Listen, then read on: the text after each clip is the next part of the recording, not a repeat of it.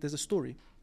We all love stories, you know. So I used to study a lot of courses on accelerated learning. Okay. During my degree.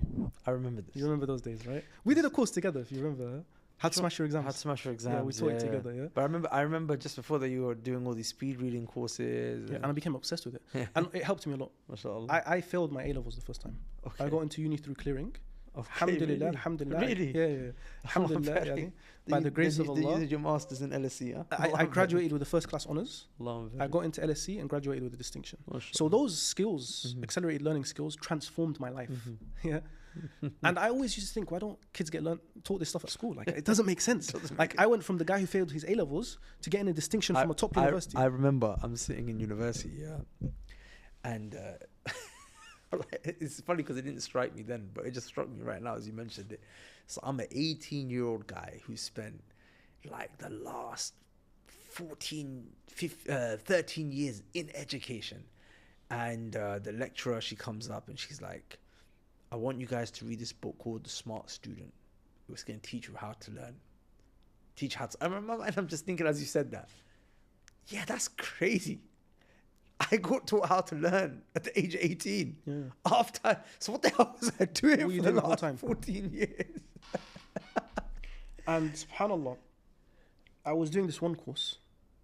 It was speed reading, photo reading, and mind mapping. These three skills. It was a type of accelerated learning course. And it was like one of those intensive courses. Like the promise they made is you're going to read 5 books in one weekend. So I bought the 5 most difficult books I can find in my library, you know? Okay.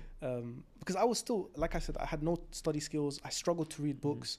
I came out of failing my A-levels. I scraped into uni. So I'm like, I'm going to take these 5 books and I'm going to put their claim to the test.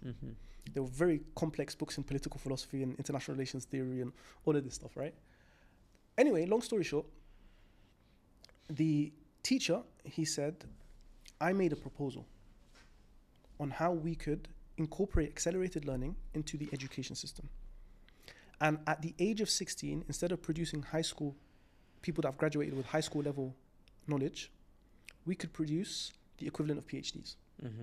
And this was not just for the bright students. Even the dumbest student would come out with PhD level knowledge and subject speciality at the age of 16. And then that's different, you know, there's other stuff like skills and life skills and time management and productivity. All that is going to be taught to them, right? So they're going to come out with a lot of knowledge and a lot of skills. And he met somebody, I don't know the person's position, but he said something like someone from the Ministry of Education, someone who had like a position in the Ministry of Education, you know? And he gave him the proposal. This is in the UK. And he read it and he rejected it outright. And he said, who's going to drive the buses? Who's going to clean the streets? Where are we going to get teachers to teach these PhD level students? He actually said that? How much are we going to pay these kids after they leave school with that much knowledge? That's so sinister. But it's not sinister. It's not sinister. Man. I'll tell you why. Because as a policymaker... No, you know why it's sinister? Because you make people believe that you have their best interests. Right? You're telling people this education system here is to help you, you know, be the leaders of the next generation. Tony Blair come out, shaitan, education. And you want to just make them bus drivers. Well, the reality is, bro, as a policymaker, you need to look at the needs of the state. We need bus drivers. We need people to clean the streets. Right? We also need doctors. We also need engineers. If everyone studies medicine, like who's going to be the guy cleaning the toilets in the hospital? Not necessarily, because we've seen now, like for example, we've got robotic cars, right? Like if a people are looking out for their nation's interest, their citizens' interest, they'll find other alternatives. You'll create technology that will replace the bus driver and technology that will do all these other things. I mean, they've done it anyway. Yeah, right? I mean, that's an interesting point. I mean, now you prepare people to become bus drivers, but we don't need bus drivers no more. Well, this is the irony. The irony is 2030 is expected to be the year of crazy unemployment now because of AI taking all these people's jobs. What the irony is the philosophy behind the education system in universities, which is to meet the demand of the job market, essentially. It's supply and demand. You know? The job market has demands, it has needs, doctors and engineers and bus drivers and cleaners and all the rest of it. And we need to train our obedient citizens who have been nurtured to be so loyal to their country, right? To take up these positions. And this comes back to what we said about a project.